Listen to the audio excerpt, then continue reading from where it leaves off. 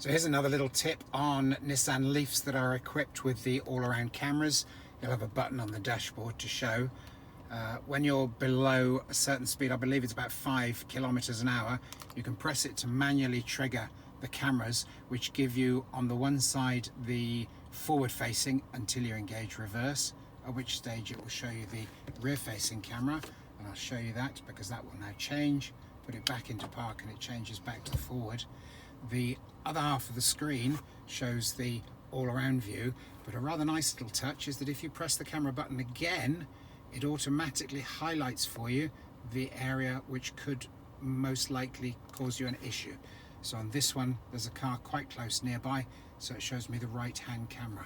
Press it again, goes back to the main screen, and you can repeat the process. So the first press on the button gives you front or rear according to whether or not you're in reverse, and then the all-round second press of the button highlights any potential problem areas for you.